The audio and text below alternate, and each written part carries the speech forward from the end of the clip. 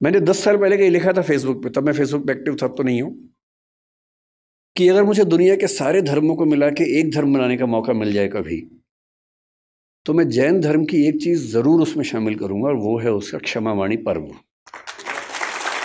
और वो इसलिए करूंगा कि बात आज की नहीं है, बात किसी भी दौर की है, आज की ज्यादा है। हम सब इतने व्यस्त हैं कि हम जिनसे जुड़े हैं, जो नजदीकी लोग हैं, दोस्त हैं, रिश्तेदार हैं, हमें पता भी नहीं चलता कब हमारे मुंह से कुछ ऐसा निकलता है कि उनको बुरा लग जाता है।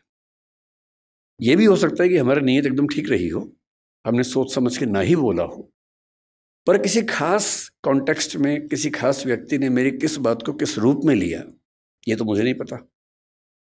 कई बार ऐसा होता है कि मैंने अपनी ओर से कुछ गलत नहीं किया, पर सामने वाला मुझसे नाराज है, मुंह फुला के बैठा है, मुझे पता भी नहीं है। पता हो तो मैं उससे माफी मांग भी लूं, मुझे पता ही नहीं है।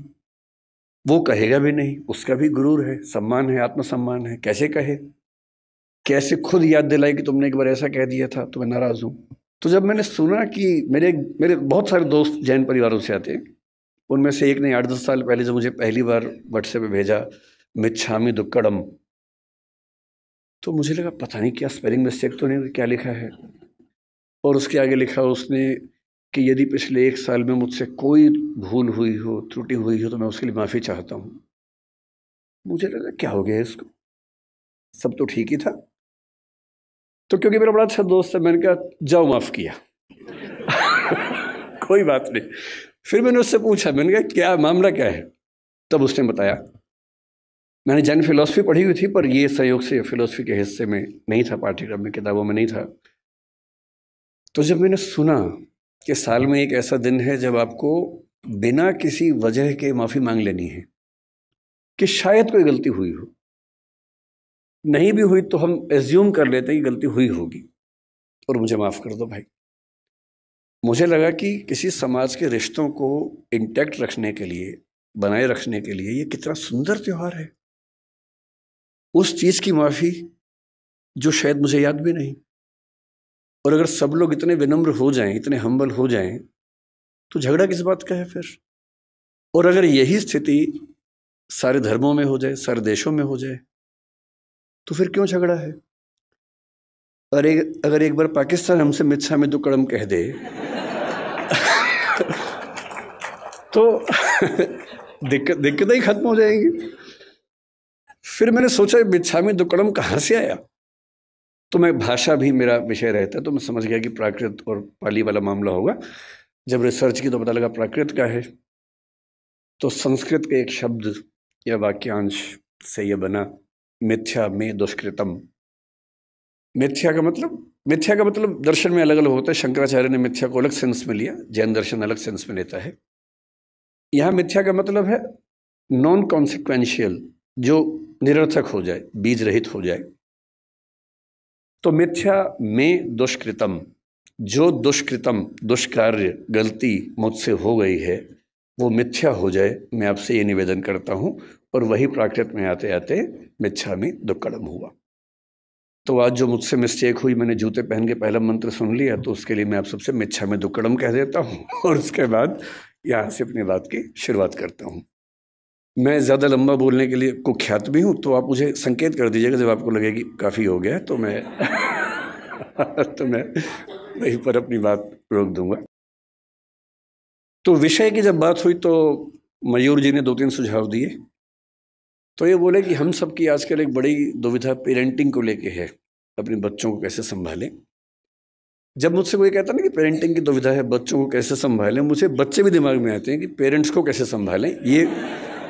और मैं जनरली बच्चों के साथ खड़ा होता हूँ इस मामले में, पेरेंट्स के साथ में कम खड़ा होता हूँ। और मुझे सच में लगता है कि ज़्यादा सीखने की ज़रूरत पेरेंट्स को है, ना कि बच्चों को है। और अभी कोटा में जितनी दुर्घटनाएं हुई, तो वहाँ के एक वरिष्ठ अधिकारी हैं राजस्थान सरकार के, जो कोटा में डीएम भी रह चुके हैं। उन्होंने मुझे फ़ोन किया कि मैं चाहता हूँ कि आप भी इस प्रक्रिया में हमारी हेल्प करें बच्चों के लिए। मैंने कहा जिस दिन कहेंगे मैं आ जाऊँगा, जो कहेंगे मैं कर दूंगा, आप बताइए क्या करना है। बोले कोटा में बहुत सारे बच्चे हैं, हम चाह रहे हैं कि उनसे आप बात करें। मैंने कहा एकदम आ जाऊँगा, लेकिन अगर आप मेरी सलाह माने तो उनके पेरेंट्स से बात करवाइए, क्योंकि ये दिक्कत बच्चों की नहीं है, ये दिक्कत पेरेंट्स की है। तो उसके बाद से वो प्रोग्राम बन नहीं पाया, क्योंकि पेरेंट्स को बुलाना भी आसान काम नहीं है बच्चों को तो घेर घार के आप बिठा सकते हैं, पेरेंट्स को आप कैसे बुलाएं। लेकिन फिर पेरेंट्स की बात होते होते बात हुई कि थोड़ा सा बिजनेस इथिक्स से बात करेंगे, थोड़ा सा सुयश जी की विशेष इच्छा थी कि एम्पैथी पर बात करें, जो आजकल समाज में कम हो रही है। तो अंत में ये हुआ कि सर आप बस आ जाइए, इन्हीं सबका मिला जुला के हलवा बना दीजिएगा, और बेसिकली हम आपको सुनना चाह रहे हैं, और कोई खास टॉपिक से मतलब है नहीं, बस आप आ जाइए और कुछ कुछ बातें अच्छी अच्छी कर लीजिए, बस इतना ही पर्पज़ है तो फिर मैं उसी इरादे से आया हूँ। तो मैं शुरुआत पेरेंटिंग से कुछ बातों से करूँगा, उसी में एम्पैथी का जिक्र भी कर लेंगे, थोड़ा सा मौका मिला तो मयूर जी का फेवरेट विषय बिजनेस एथिक्स है, मौका मिलेगा तो उसको भी बीच में डिस्कस कर लेंगे।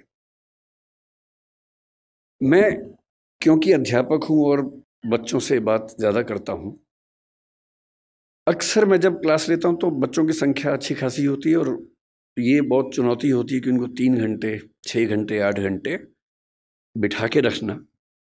हमारी क्लासेस में बच्चों को एक छूट है कि वो जब चाहें उठ के जा सकते हैं। मेरी क्लास में विशेष रूप से और भी छूट है, वो सो भी सकते हैं क्लास में, मैं उनको कभी नहीं रोकता हूँ। इतना ही कहता हूँ कि नींद आए तो कोने वाली कुर्सी पर चले जाए, ताकि दीवार पे सिर लगे तो ज़्यादा चोट ना आए, ऐसे सिर पे झटका आ सकता है। वो मेरी क्लास में खा भी सकते हैं। मैं खुल के बोलता हूँ कि मेरी क्लास में आपको बिल्कुल नहीं सोचना है, खाने का मन करे खाते रहो, नींद आए सो जाओ, उठने का मन करे उठ के चले जाओ, मुझे कहीं कोई दिक्कत नहीं है। अगर आप मेरी क्लास में उठ पा रहे हैं, खा पा रहे हैं, तो ये मेरा फेलियर है, आपका नहीं है कि मैं आपको रोक नहीं पा रहा हूँ। तो इसी बहाने मुझे फीडबैक भी मिलता रहता है कि मैं कैसा पढ़ा रहा हूँ। तो आप लोग अपना हरकतें करते रहिए और मैं अपना काम करता रहूँगा। तो बहुत ज़रूरी होता है कि उन बच्चों को बहुत शुष्क तरीके से ना बताया जाए, थोड़ा रोचक तरीके से बात की जाए। रोचक तरीके से बात करने का एक ही तरीका है कि आप उनको कहानियों के माध्यम से बताएं, एग्जाम्पल्स के माध्यम से बताएं, एनेक्डोट्स इनको हम कहते हैं, घटनाओं के माध्यम से बताएं। और जैसे ही हम घटनाएं सुनते हैं, कहानियां सुनते हैं अपने आसपास की, तो हमें किसी चीज़ का महत्व और कॉन्सेप्ट दोनों समझ में आते हैं।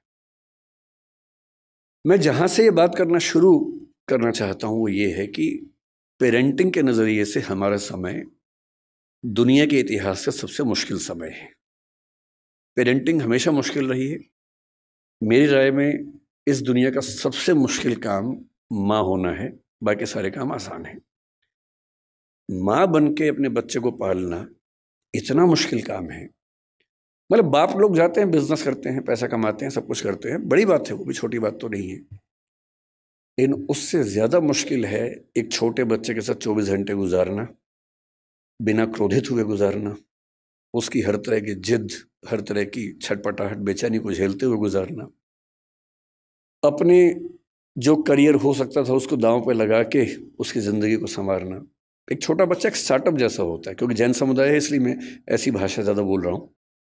एक स्टार्टअप जैसा है, आप उस पर 15, 17, 18 साल इन्वेस्ट करेंगे, बहुत सारी पूंजी खर्च करेंगे, समय खर्च करेंगे, तो जाके उसकी वैल्यूएशन बनती है। और नहीं तो जैसे स्टार्टअप्स फेल होते हैं, 1000 में से एक आधी पास होता है, बहुत सारे स्टार्टअप फेल होते हैं। तो ये परवरिश की दुनिया में भी होता ही है।